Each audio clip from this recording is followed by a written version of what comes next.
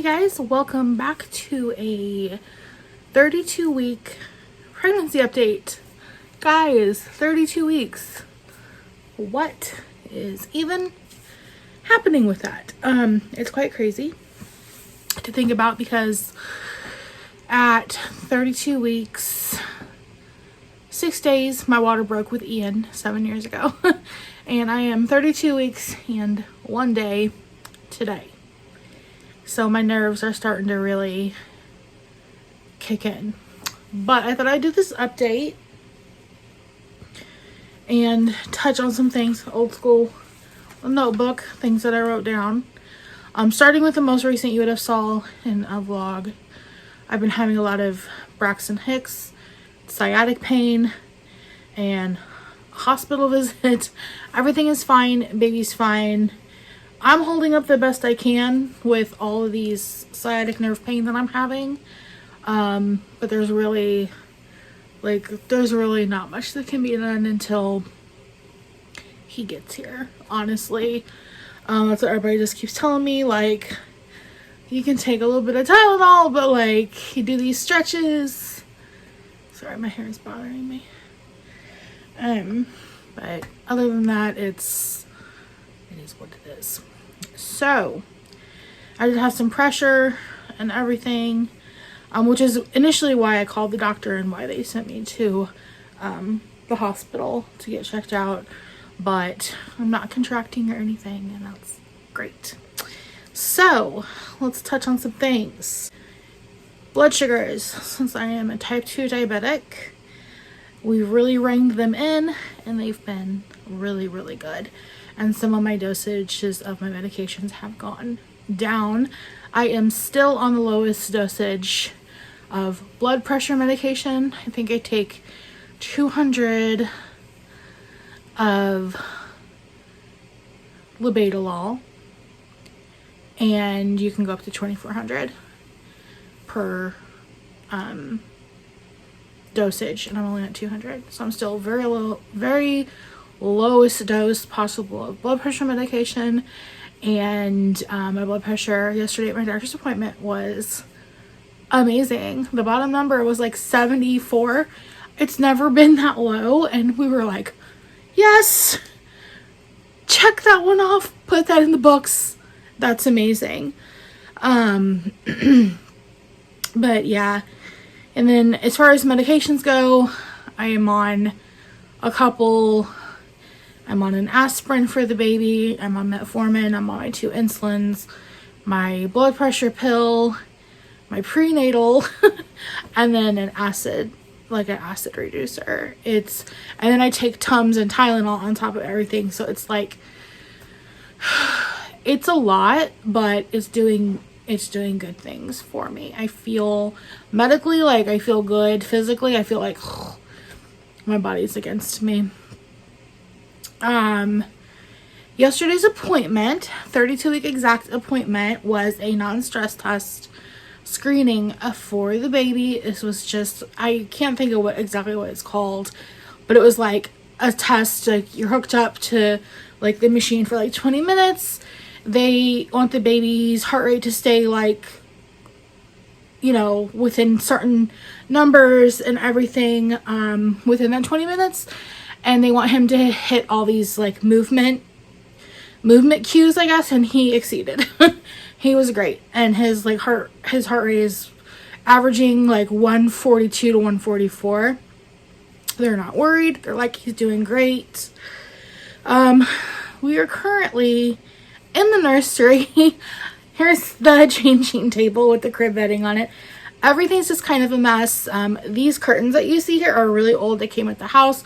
We've been here almost 2 years. I think this next week will be 2 years.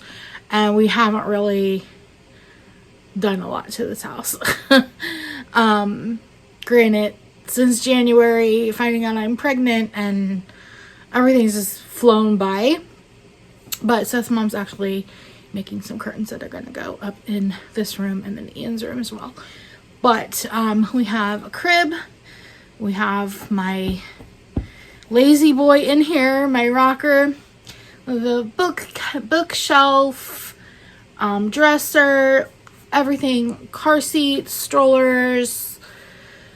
We have everything that we need for baby between family and friends, and just, you know, Seth bought a whole bunch of clothes. I've showed that in a vlog already, from a coworker, like tons of clothes, like zero to like 12-month-old, for like tons and tons of clothes for really, really, really cheap. A lot of them still had tags on them.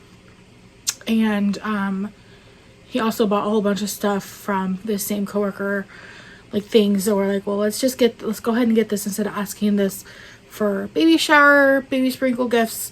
And it was a lot of stuff for really cheap too, in really good condition. So we're really grateful to know people. So that's really good. Hospital bags are packed. There's a few things that I received that I have to wash still. But here's Logan's. It's ready to go. Mine's pretty much ready to go. My toiletries are ready to go. I'm gonna go through those in a whole nother video, like what's in my hospital bag video, at a later date, just because I'm already tired. The house is quiet because Ian went to grandma's, and he was just on something this morning, on an energy level out of this friggin' world this morning, and I am tired. But yes, hospital bags are ready to go. Toiletries. What I'm expecting from this experience compared to the last one, my birth story with Ian, I'll link the videos below, and some of the vlogs that we've done over the NICU stay. He came very, very early. We were really hoping that this little one in here, I don't know, something white on my shirt, stays put. Our goal is 37 weeks, and anything can happen. I know that. I'm not naive about it. So I think resting is like really gonna start. I think the vlogs are gonna slow down, just because I just need to rest. I physically can't really walk around a grocery store anymore because of my nerve pain that I have. So I'm having to take like electric carts into 2 stores. Costco is one of them.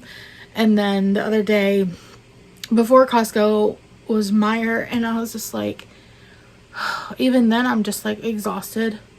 But I think it's time to start laying low, focusing on rest, and hoping that he waits for a few more weeks. Like, that's what we're hoping for. Like, 37 is a magic number.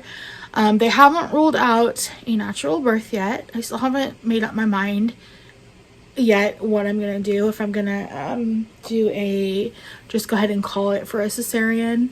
I want to have a natural labor with Logan. I did not with Ian. We'll see what happens. I am cutting in here really quickly. I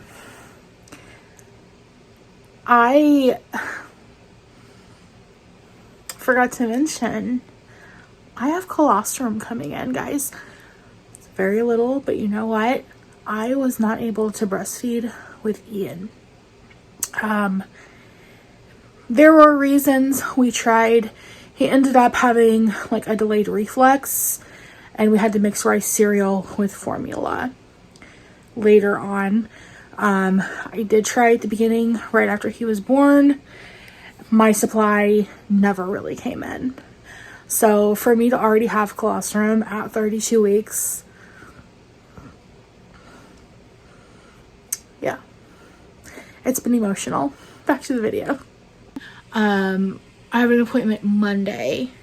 Today is Friday. I have an ultrasound Monday to do measurements on him and everything. He was last month measuring a few weeks ahead. They say the diabetes has to do with that. Diabetics naturally have larger babies. We know that from Ian. He came at 33 weeks. He was 5 pounds 11 ounces, 19 inches long, and Logan is like rivaling that size. I'll put a picture up right here of like I think it's my last ultrasound versus Ian's. Is like 30 or 30 week versus 28 week, or is something like that, but I'll put that picture there. And their rivaling size, which if Logan comes early will benefit the size. It's a lot. It's confusing. It's a lot of information, but we're pretty much ready for him. That is it for 32-week update. And I'll put a picture up here of my bump. I'm not gonna be able to get out of this chair right now. But yeah, thanks for watching, you guys. And I will see you next time.